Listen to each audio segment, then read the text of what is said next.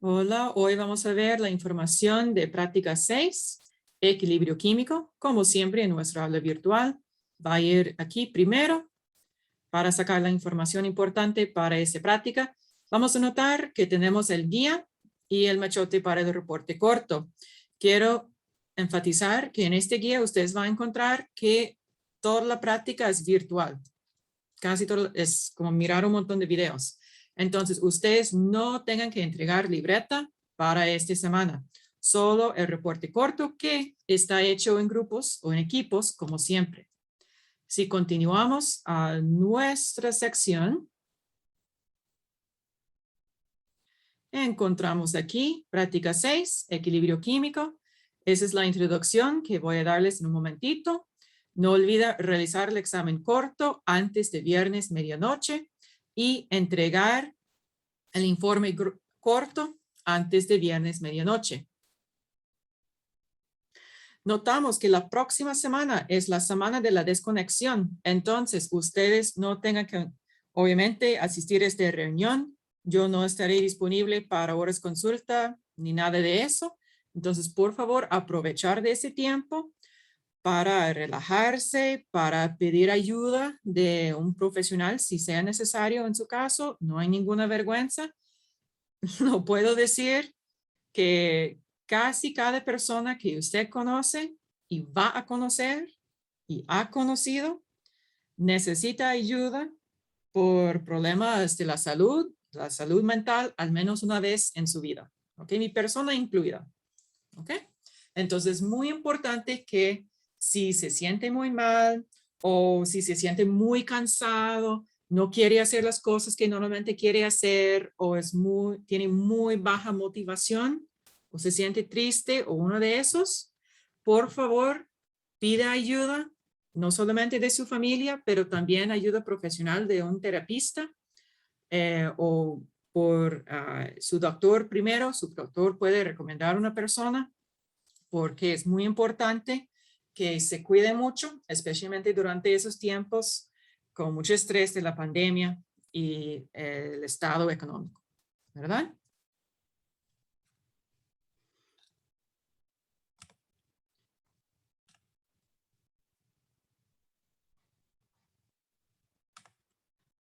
Ahora, bueno, no he mostrado el guía del curso porque el guía de práctica 6 porque literalmente es una serie de videos que ustedes van a mirar mientras considere cómo explicar el comportamiento de la sustancia absorbada y ustedes van a basar sus respuestas en el informe corto, en la teoría que ha aprendido en el curso. Yo quiero repasar brevemente ahora y también con cualquier investigación adicional que quiere hacer. Como siempre, estoy disponible para horas de consulta. Oficialmente mis horas de consulta son los miércoles a las 10 de la mañana para ustedes.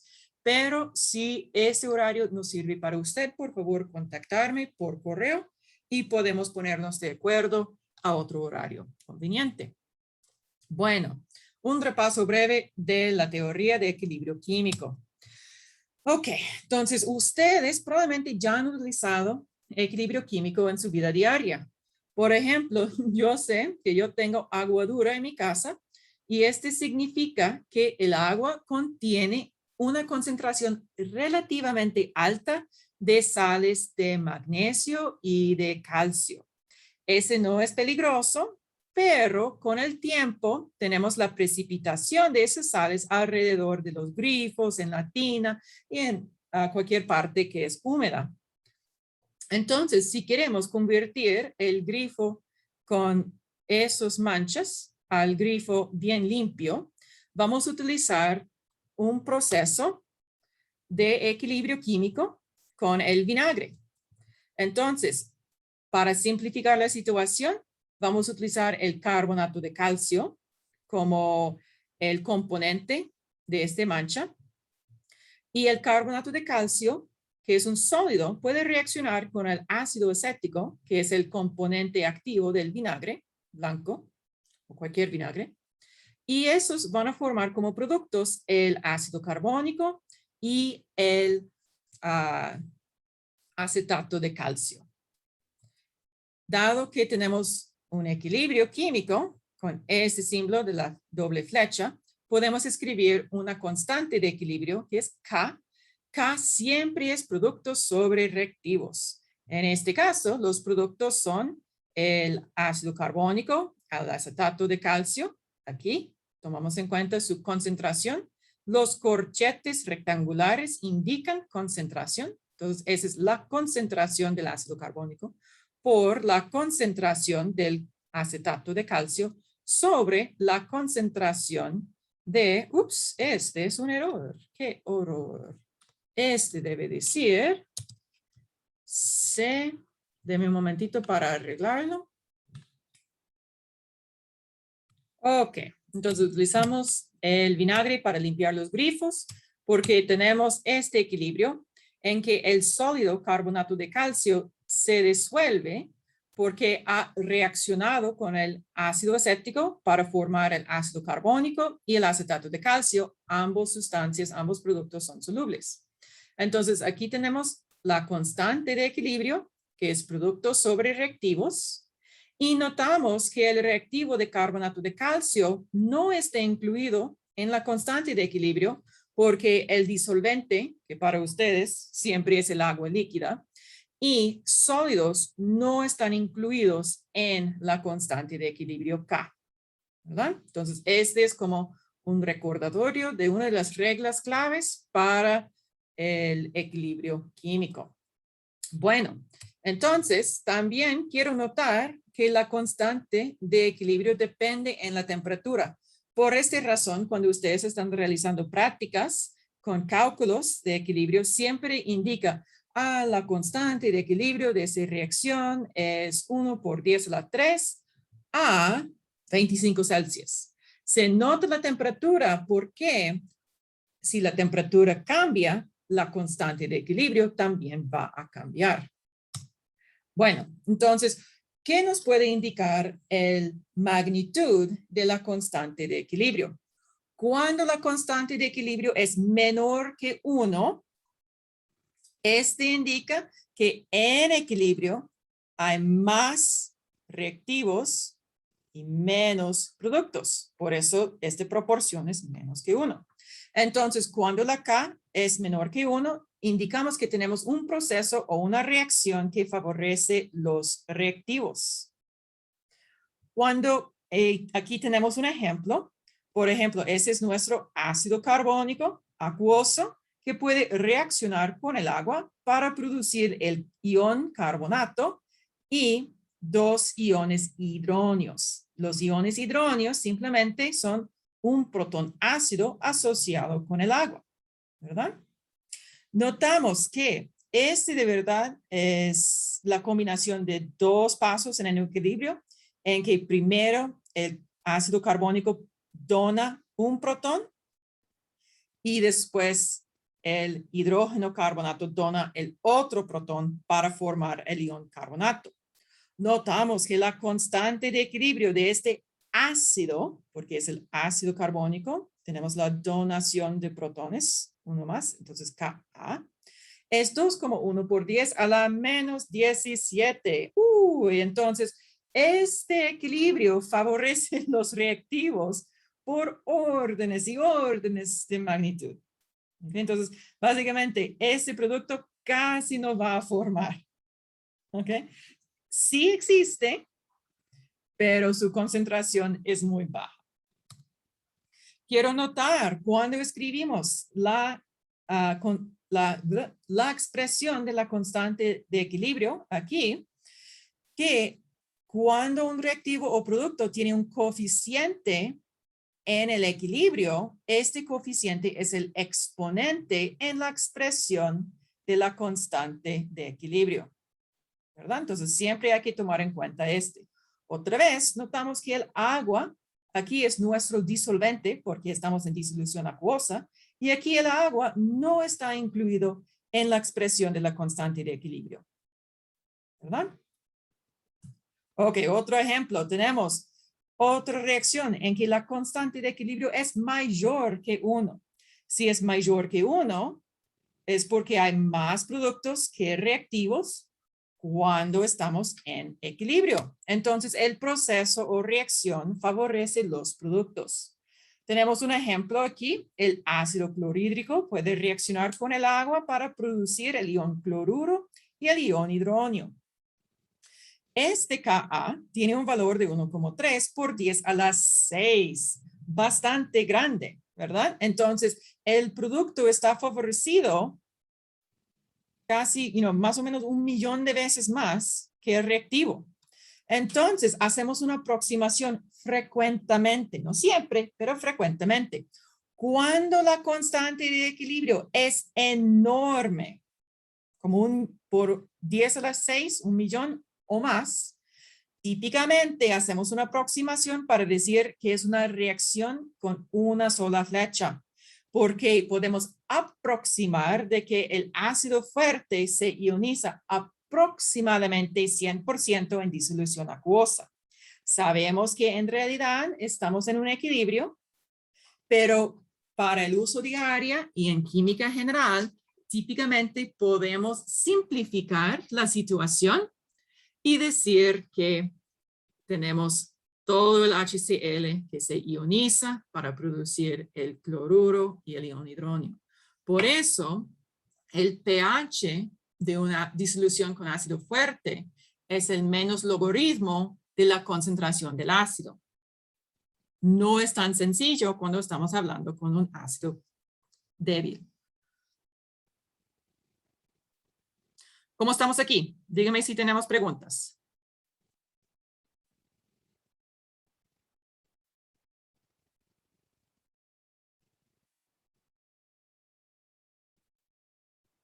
Todo bien, profe.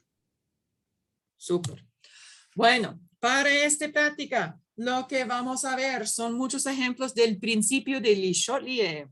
Le Chatelier fue un muchacho de Francia y obviamente cuando una persona, bueno, un hombre, descubre algo, siempre quiere pegar su nombre sobre su descubrimiento o su invención. Entonces tenemos un montón de leyes con el apellido de muchachos de hace décadas o cientos de años. Entonces, en el principio de Le Chatelier, lo que aprendemos es que si tenemos un sistema en equilibrio y después hay una perturbación que destruye el equilibrio, el sistema haga un cambio opuesto de la perturbación para reformar el equilibrio. Ok, vamos a empezar con ejemplos que utilizan adición y sustracción. Entonces aquí tenemos un equilibrio. 3 moléculas de oxígeno gaseoso están en equilibrio con la formación de 2 moléculas de ozono gaseoso. Entonces vamos a hacer una perturbación. Yo elijo la perturbación de agregar más oxígeno. Entonces voy a indicar una flecha aquí. Vamos a aumentar el oxígeno. Ok, entonces ya no estoy en equilibrio porque yo tengo un exceso de este reactivo. El principio de Le Chatelier me indica que mi sistema va a hacer un cambio opuesto de esta perturbación. ¿Ok? Entonces el sistema va al lado sin oxígeno para quitar este oxígeno. Si tenemos más, ahora la perturbación es hacer menos. Entonces, la perturbación es agregar oxígeno y este empuja el equilibrio hacia la dirección opuesta, ¿verdad? Ahora vamos a tener el mismo sistema. Vamos a utilizar la misma serie. En este caso, nuestra perturbación es eliminar parte del oxígeno. Entonces, voy a quitar parte de este oxígeno. Entonces, necesito formar oxígeno. Entonces, el equilibrio va hacia los reactivos para reformar oxígeno. ¿Todo bien? Profe, ¿podría repetir? No me quedó claro. Sí. Desde el principio, desde el primer ejemplo. Ok. Eh, Sí, digamos, cuando pasa al segundo ejemplo también. Ok. Bueno, en el equilibrio químico, siempre vamos a tener una proporción fija a cierta temperatura de la concentración de productos sobre reactivos. ¿Okay? Entonces, si estoy en equilibrio y yo agrego más producto, he cambiado esta proporción. Para reformar equilibrio, el sistema necesita consumir el exceso que yo he agregado. En el proceso de consumir este exceso, va a formar más producto.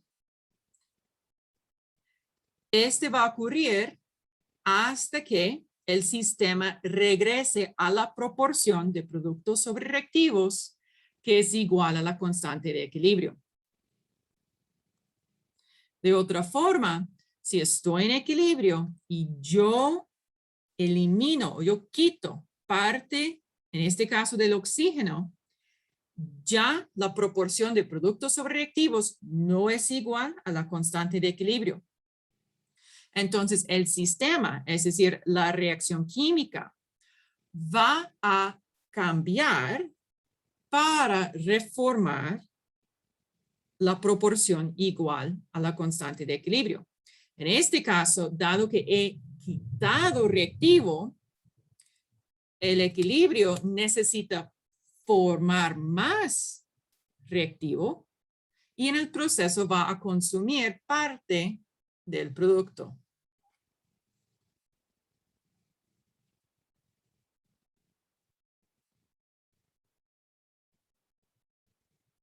Ahora, ¿cómo estamos? ¿Está bien? Ok. Ok. El principio de Le Chatelier también puede ayudarnos a predecir cambios en el equilibrio por un cambio en la temperatura. Entonces, empezamos con nuestro mismo sistema en equilibrio, pero ahora voy a agregar un detalle adicional. El cambio de entalpía para esta reacción es 285 kilojoules entre mol. Este cambio de entalpía es mayor que 0, es un número positivo. Este indica que la reacción es endotérmica. Si es endotérmica, voy a poner calor como un reactivo, ¿verdad? Ahora, mi perturbación va a ser aumentar la temperatura. Aumentar la temperatura es igual a agregar calor. Entonces, si yo agrego calor, estoy agregando un reactivo. Entonces, el equilibrio tiene que hacer el opuesto. Si yo agregué calor, el sistema tiene que eliminar calor para disminuir la temperatura. Entonces, en este caso, está empujado hacia los productos. Quiero notar que esta explicación no es 100% correcto. Es una simplificación de pensar en el calor como un reactivo en un proceso endotérmico y como un producto en un proceso exotérmico. La realidad es que la constante de equilibrio va a cambiar cuando cambiamos la temperatura y por lo tanto la reacción tiene que desplazarse hacia los productos o hacia los reactivos, depende del cambio de calor y si es un proceso endo o exotérmico. Pero esta simplificación es suficiente para química general. Ahora vamos a ver lo que ocurre con el mismo sistema, pero esta vez mi perturbación es disminuir la temperatura. Para disminuir la temperatura tengo que eliminar calor. Entonces, si yo elimino calor, el equilibrio debe formar calor para aumentar la temperatura. La respuesta siempre es el opuesto de la perturbación. Entonces, en este caso, el equilibrio está jalado hacia los reactivos para tratar de cancelar la perturbación.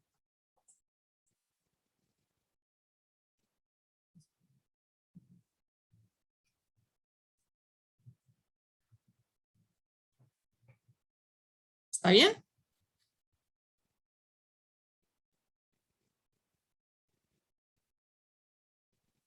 Sí, profe. Gracias. Ok, un ejemplo más. Cuando y solo cuando una reacción contiene al menos un gas y la cantidad de gas en el reactivo es diferente a la cantidad de gas en el producto, un cambio en el volumen o en la presión va a afectar el equilibrio. Entonces, tenemos nuestro sistema, 3 moles de oxígeno en equilibrio con 2 moles de ozono. ¿Okay? Entonces, notamos que hay un cambio en la cantidad de moles de gas entre el reactivo con 3 moles de gas y el producto con solo 2 moles de gas. Bueno, vamos a realizar una perturbación. Vamos a aumentar el volumen del recipiente. Cuando digamos que esta reacción está en una jeringa, ahora yo voy a jalar el émbolo para aumentar el volumen dentro de la jeringa. Este va a tener el efecto de disminuir la presión. Cuando se disminuye la presión, el sistema va hacia el lado con más moles de gas para aumentar la presión. Entonces, si se disminuye la presión, el equilibrio va, el sistema va al lado con más moles de gas para restablecer el equilibrio. ¿Cómo estamos?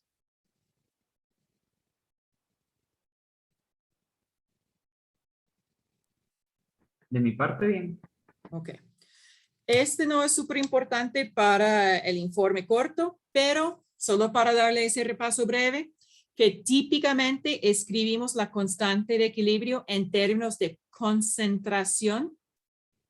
Entonces podemos escribir la concentración de ozono cuadrado sobre la concentración de oxígeno cúbico, tomando en cuenta esos coeficientes, para calcular la constante de equilibrio en términos de concentración.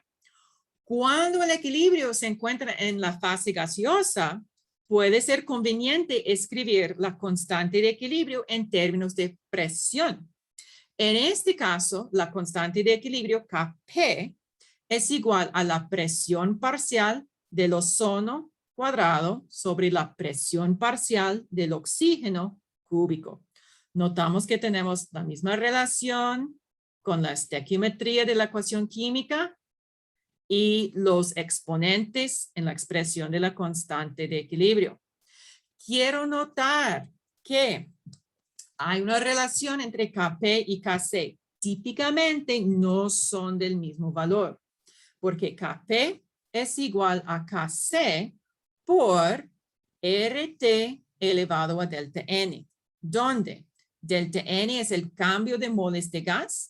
En el caso de esta reacción, en el producto tenemos 2 moles de gas, el reactivo tiene 3 moles de gas, entonces 2 menos 3 nos da menos 1. Entonces, en la dirección escrita, la reacción va a disminuir la cantidad de moles de gas por 1 mol.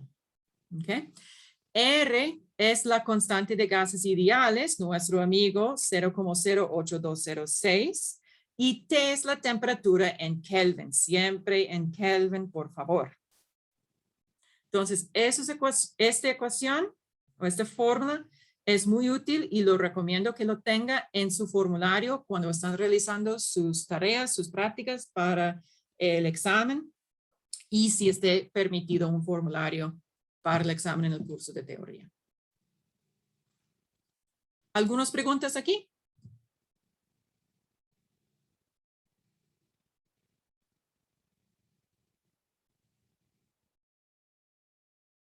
De mi parte no, profe. Bueno, espero que le vaya muy bien. Mucha suerte con esta práctica. Si nos vemos mañana durante horas de consultas, mejor. Por favor, aproveche la semana de desconexión para cuidarse, para cuidar sus seres queridos. Y me avisa por cualquier cosa. Muchas gracias. Profe, Sí. una pregunta que en el informe viene. ¿Cómo es lo de la ley de acción de masas? Oh, la ley de acción de masas es otro nombre para el principio de Le Chatelier. Ah, ok, ok. Entonces sería, digamos, como aplicar lo que usted nos explicó ahora de la parte teórica. No Exacto. hay que hacer nada de fórmula. Exacto. Debo cambiar este en principio de Le Chatelier. También conocido como ley de acción de masas. Wow, muchas veces.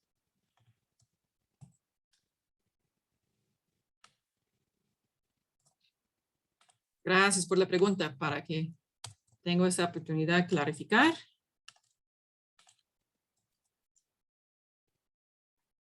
¿Algo más? Con mucho gusto. De mi parte era solo eso. Todo bien, profe. Bueno, muchas gracias. Que le vaya muy bien. Gracias. Gracias a usted, profe.